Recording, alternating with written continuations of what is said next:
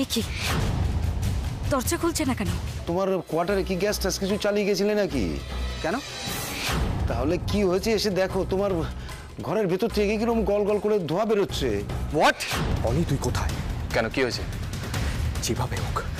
যেভাবে হোক দুর্গাকে বাঁচা।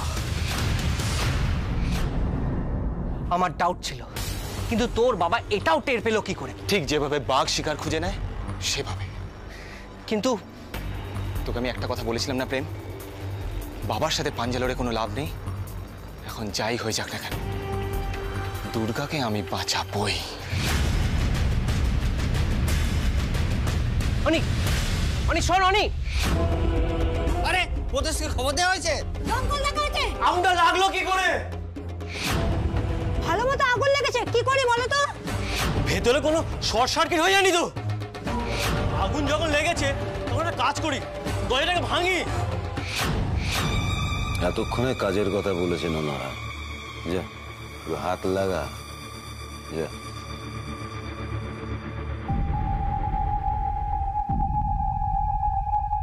দরজা ভেঙে কি হবে? আগে তো জল দিতে হবে। ওসব পরে ঢালা যাবে, আগে দরজাটা তো ভাঙি। এই চল। এরা কারা? আগে তো দেখিনি। আরে সে যাই হোক, বিপদের সময় যখন এসছে চল এর সঙ্গে একটু হাত লাগাই। আপনারা শুনুন, আগুনে বিপদ হতে পারে আপনাদের। দাঁড়ান দাঁড়ান, এখানটায় দাঁড়ান। ভেতরে গিয়ে মেয়েটার মুখটা চেপে ধরবি যাতে চিৎকার না করতে পারে। যা ভেতরে যা, ওরা করে দেবে, আপনার কোনো চিন্তা নেই, ওরা সব করে দেবে। যা।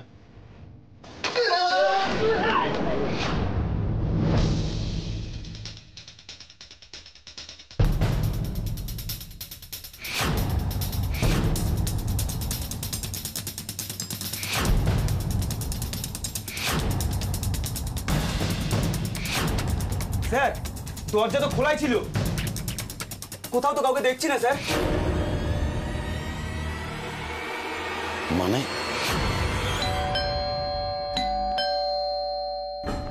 এত রাতে আবার কে এলো? যাচ্ছি। আরে যাচ্ছে রে বাবা, কিভাবে বেল বাজাচ্ছে দেখো, ডিসকাস্টিং। যাচ্ছি।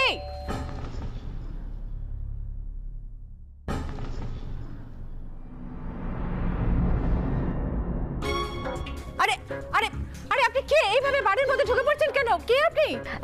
আপনি নাকি সমাজ সেবা টেবা করেন? আমার একটু সাহায্য চাই ম্যাডাম। আপনি আমার বাড়ির ঠিকানা পেলেন কোথা থেকে? কাজের মানুষের ঠিকানা তো মানুষের মুখে মুখেই ফেরে। শুনুন শুনুন, আপনি এখন আসুন আমার সেবা কেন্দ্রটা বালিগঞ্জে, ওখানে গিয়ে আমার সঙ্গে দেখা করবেন। কিন্তু আমার যে খুব জরুরি দরকার আছে ম্যাডাম। আরে এইভাবে আপনি বাড়ির মধ্যে কেন ঢুকে যাচ্ছেন? আরে আরে কোথায় যাচ্ছেন আপনি? কে বলুন তো এরকম ভাবে বাড়ির মধ্যে এসে ডিস্টার্ব করছেন?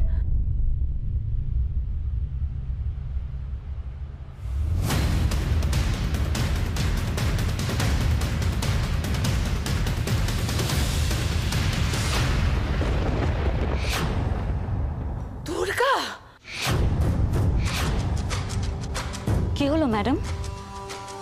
আমাকে দেখে এরকম ফ্যাকাশে হয়ে গেলেন কেন? আশা করেননি না? ভাবতে পারেননি আমি আবার এখানে এভাবে আসতে পারি? পড়াশোনা তো কিছুটা শিখেছো বলে মনে হয়। তুমি জানো না যে কোনো ভদ্রলোকের বাড়িতে এইভাবে ঢুকতে নেই? আগের দিনও তো ভদ্রভাবেই কথা বলেছিলাম, কত কাকুতি মিনতি করেছিলাম আপনার কাছে। কোথায়? তাতে তো কোনো কাজ হয়নি। আর তাছাড়া আপনি তো একজন সমাজ সেবিকা, আপনার দরজা সবার জন্য সবসময় খোলা রাখা উচিত। আর আপনি আপনি আমাকে দরজা থেকে ফিরিয়ে দিচ্ছিলেন।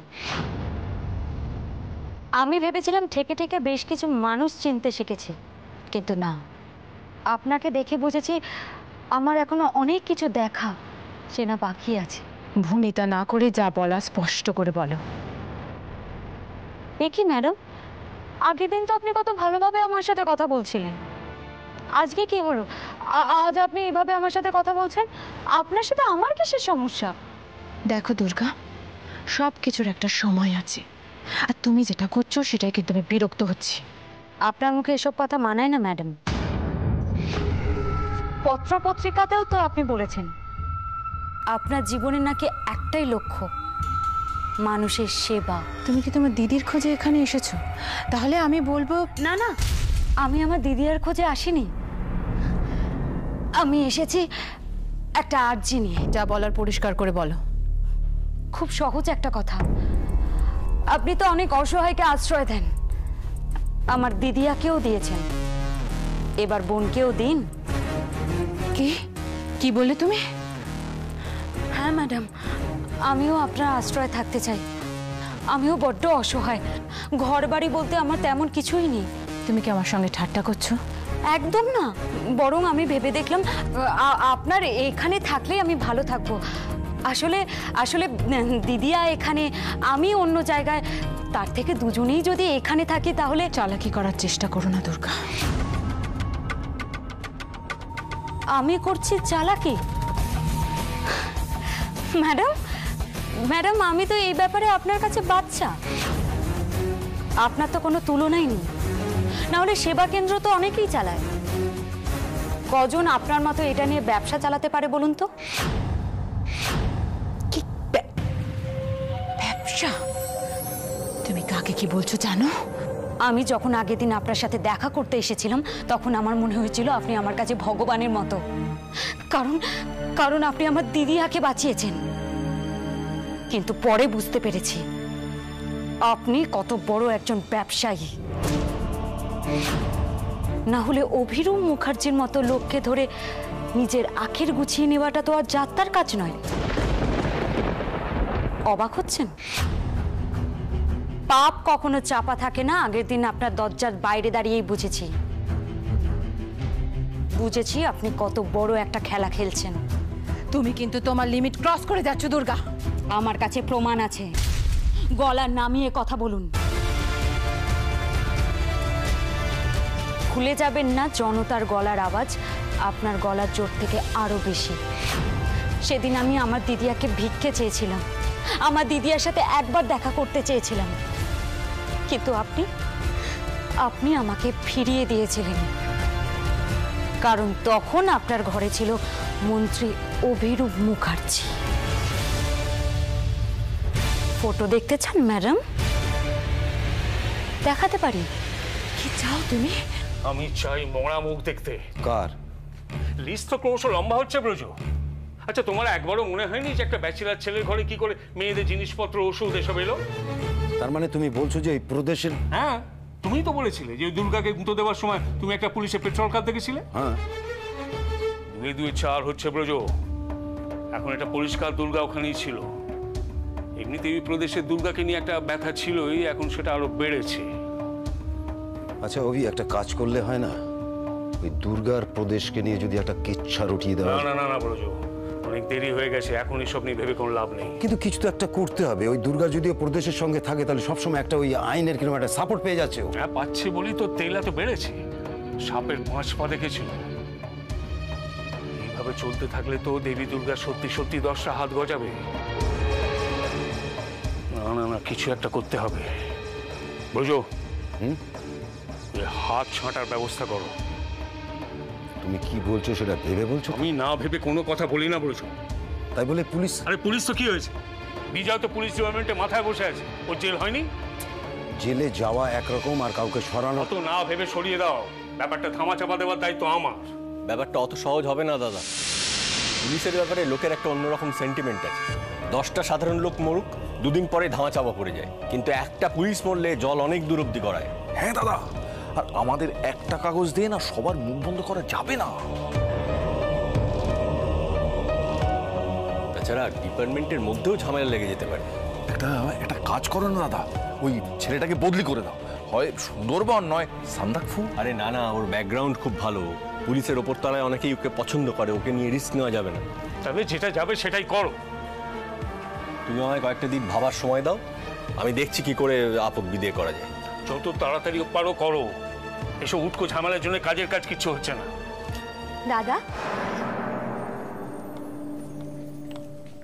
আপনার ভাই যখন আপনাকে কথা দিয়েছে তখন এই কাজটা হয়ে যাবে, আপনি নিশ্চিন্তে থাকুন। আপনি চা খান। হলেই ভালো। আবার ভেবে চিন্তে বলো না যে ভেবে কিছুই বার করতে পারলে না, তাহলে এখনই বলো, যা করার আমি করে নেবো। না না না না না দাদা, আপনার ভাই থাকতে এত ছোটখাটো ব্যাপারে আপনি কেন কষ্ট করবেন?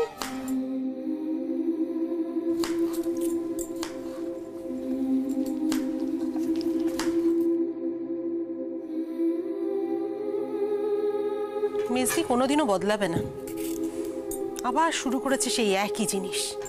বর্দাকে খুশি করতে গিয়ে অন্যের সর্বনাশ করছে, আর সেটা মাথাতেও নেই। খুব ভালো করেই আছে, আর তাই তো মাসি চা বানালো, আর মেজমা সেটা বাবাকে দিতে চলে গেল, সেই জন্যই তো। এ আবার নতুন কথা কি? বড়বাবু বাড়িতে থাকলে মেজবাবু তো এমনটাই করে আসছে এতদিন।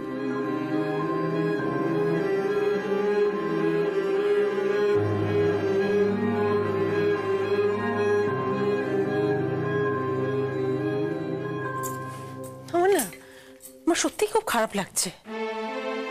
মানুষ তো ঠিকই শেখে, মেজদির ঠেকেও কোনো শিক্ষা হলো না। ঠিক বলছিস মেজো, অনেক অনেক কিছু ঘটে গেছে রে এই অল্প সময়ের মধ্যে। আর অনেক কিছু ঘটবে মা, তুমি দেখে নিও। এত পাপের শেষ হবেই হবে। সেটা সম্ভব যদি দুর্গা নিজেকে বাঁচাতে পারে, তবেই। আরে ছোট, ওর কোনো খবর পেয়েছিস? এখন আমি বুঝতে পেরেছি তুই যেচে কেন দুর্গার খবরটা আমাকে দিলি। কেসটা ক্লিয়ার আমার কাছে। এসব তুই কি বলছিস? হ্যাঁ, বৌমণিকে হেল্প করবি বলে লাস্ট মোমেন্টে গিয়ে তুই বাবাকে দিদি ভাইয়ের বিয়ের কথাটা বলে দিলি কেন? হ্যাঁ, আর এখন দুর্গাকে ধরিয়ে দিলে বাবা তোকে শাবাশি দেবে, তাই তো? এই তুই কেন এসব পুরনো কথা তুলে? এটা তো তোর পুরনো স্টাইল। হ্যাঁ, চোরকে বলিস চুরি করতে আর গৃহস্থকে বলিস সজাগ থাকতে। সুপার। কনি প্লিজ প্লিজ আমাকে খুলে বলবি কি হচ্ছে? কেন খুলে বললে তুই কি করবি? কোনো লাভ নেই, তুই তো মুখে সবসময় একটা মুখোশ পরে থাকিস। সত্যিটা তো কোনোদিনও স্বীকার করবি। আরে সত্যিটা কি? আমায় তুই কেন ফোন করেছিলিস? আমি করেছিলাম দুর্গাকে বাঁচাতে। যাতে আমি দুর্গাকে বাঁচাই, তাই তো? দুর্গাকে বাঁচাতে বলে আমাকে প্রদেশের বাড়িতে পাঠিয়ে নিজে তুই ব্রজ কাকার সাথে গিয়ে দুর্গাকে সরিয়েছিলি। ওই টনি, এখন তুই বলবি তুই এই কাজগুলো করিসনি, তাই তো? টনি আমার কথাটা শোন, বাবা আমাকে ওখানে যেতে বলেছিল। আর তোর মনে হচ্ছে আমি তোর এই কথাগুলো বিশ্বাস করব? হ্যাঁ প্লিজ কর। তাহলে প্রুফ কর যে তুই এই কাজগুলো করিসনি। টনি আমি বুঝতে পারছি আমি ওই ব্যাপারটার মধ্যে। না দাদা ভাই, আমি বুঝতে পারছি যে তুই কত বড় একটা খেলা খেলছিস। আসলে তোর দোষ না, আমার নিজেরই ভাবতে ঘেন্না করছে যে তোর আর আমার মধ্যে একই রক্ত বইছে। আমি জানি দাদা ভাই, তুই বাবাকে খুশি করার জন্য সবকিছু করতে পারিস। ঠিক সেদিন যেমন তুই বৌমনি আর দিদি ভাইকে ঠকিয়েছিলিস, আজ তুই আমাকে ঠকাচ্ছিস। ছি দাদা ভাই, ছি। টনি আমার কথাটা শোন, আমি চাই না কারোর কোনো ক্ষতি হোক। টনি প্লিজ এরকম করিস না। তুই দাদা ভাই আমার কথাটা শুনে যা।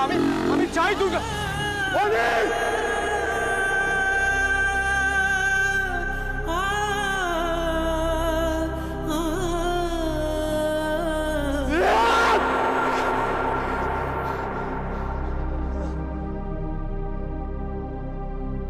আচ্ছা বেশ, আপনাকে ওষুধ খেতে হবে না, আপনি জলটুকু খান প্লিজ। মাসিমা এরকম করবেন না, জলটুকু খেয়ে নিন। সমস্যা কোনো? সাথীদি খাবার তো দূরের কথা, আমি ওনাকে একটু জল খাওয়াতে পারছি না। শুধু চারু দুর্গার কথা বলছে, ওদেরই খুঁজে যাচ্ছে।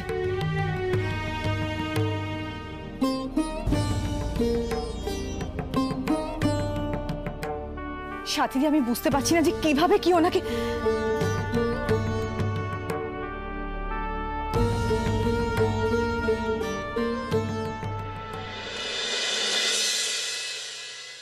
মা,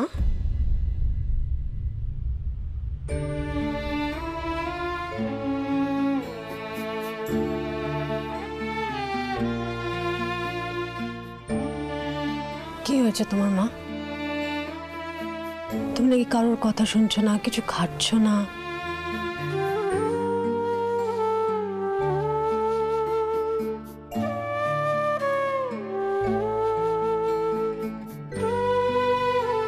তুমি মা বলছো কেন? তুমি তো আমাদের সবার মা, অথচ দেখো আমরা সবাই মিলে একটা সামান্য অনুরোধ করছি, সেটাও রাখবে না? না মানে দুর্গা বলেছিল যে দুর্গা ফিরেছে? কখন ফিরবে বলো তো? ও বলেছিল না ওকে নিয়ে। আমরা এতগুলো মেয়ে তোমার সঙ্গে রয়েছি, তাও তোমার একা লাগছে? না না, তা না, সেরকম না, আসলে চিন্তা হচ্ছে।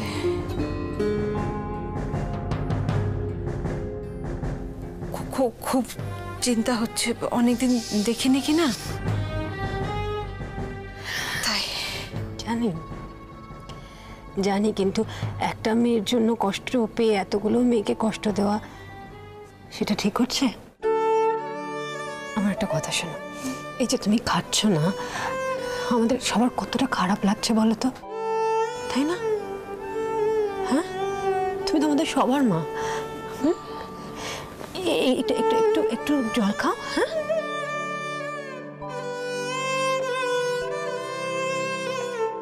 তুমি জলটুকু খেয়ে নাও, খাও খাও খাও।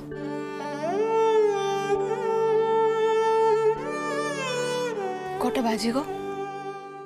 হ্যাঁ, ঘড়ি কোথায় এখানে? ঘড়ি কোথায়? ও মা, ঘরে একটা ঘড়ি রাখোনি? নিশ্চয়ই 8:55 লেডিস লোকালটা বেরিয়ে গেছে গো। এই বাড়িতে আমি একটা ট্রেনের আওয়াজ শুনতে পাই না, নাকি আজকাল কানে কম শুনছে কে জানে বাবা। মাসিমা, আপনি একদম চিন্তা করবেন না, দুর্গা একটা কাজ সেরেই চলে আসবে। কখন? হ্যাঁ, কখন? একটু দেরি হবে, কিন্তু কত দেরি বলো, আর কতদিন? শোনো না আমার কথাটা একটু শোনো, একটু একটু অপেক্ষা করে চলে আসবে। দেখো, 1000 আমি শুধু শুনে যাচ্ছি একটু দেরি হবে। কত দেরি একটু বলবে গো? মানে আমি কতক্ষণ ওদের জন্য এইভাবে অপেক্ষা করবো বলবে আমাকে? দিদি,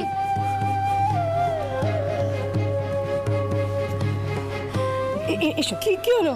আরে কি মাসিমা, কি বলছো? যাই, আপনি বসুন। কি হয়েছে? প্রদেশবাবু এসেছেন।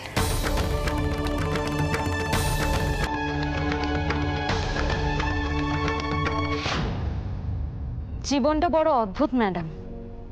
এই যে বললেন না, কি চাও, কিছু চাইলেই লোকজন ভিখারি ভেবে তাড়িয়ে দেয়। তাই এখন আমি কারোর কাছ থেকে কিছু চাই না, যেটা দরকার সেটা কেড়ে নিই। অনেক রাত হয়েছে দুর্গা, এসব ফিল্মে ডায়ালগ বন্ধ করে সোজাসুজি বলো কি বলতে এসেছো। সোজা কথায় বলেছিলাম আমি আমার দিদিয়ার সাথে দেখা করতে চাই, কিন্তু তখন আপনি নাটক করেছিলেন। আজ আমি আমার দিদিয়ার সাথে দেখা না করে কোথাও যাব না। সোজা কথায় বলেছিলাম আমি আমার দিদিয়ার সাথে দেখা করতে চাই, কিন্তু তখন আপনি নাটক করেছিলেন। আজ আমি আমার দিদিয়ার সাথে দেখা না করে কোথাও যাব না। হয় আপনি আমার দিদিয়াকে আমার সামনে আনুন, না হলে আমাকে ভয় দেখিয়ে কোনো লাভ হবে না দুর্গা। তার উপর এখানে এসে তুমি নিজে যেচে আগুনে ঝাঁপ দিয়েছ। তোমার দিদি আর শ্বশুরবাড়ির লোকজন সম্পর্কে তো তোমার ভালো ধারণা আছে, তাই না? ওরা যদি জানতে পারে তুমি এখানে, তাহলে তোমার কি হাল হবে তুমি নিশ্চয়ই বুঝতে পারছো। আমি জানি ম্যাডাম, আপনিও তো এই কথাটা একজন ভুল লোককেই বললেন। আপনি নিশ্চয়ই অনেক পড়াশুনো করেছেন, এই লাইনটা নিশ্চয়ই জানেন। দুঃখে যাদের জীবন গড়া, তাদের আবার দুঃখ কিসের? আমার বাবা বলতো জানেন, তুই যেদিন জন্মেছিস সেদিনই তোর শেষের দিনটা ঠিক হয়ে গেছে। তাই মৃত্যুকে কোনোদিনও ভয় পাস না দুর্গা।